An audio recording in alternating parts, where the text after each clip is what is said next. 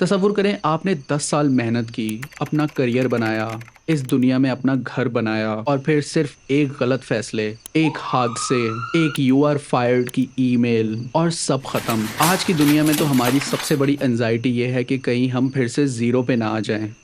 لیکن آئیے اب دیکھتے ہیں کہ جب وقت کا شہزادہ اپنے ایبسولوٹ زیرو پہ آتا ہے تو اللہ اس شہزادے کی اپنے نبی کی تربیت کیسے کرتا ہے۔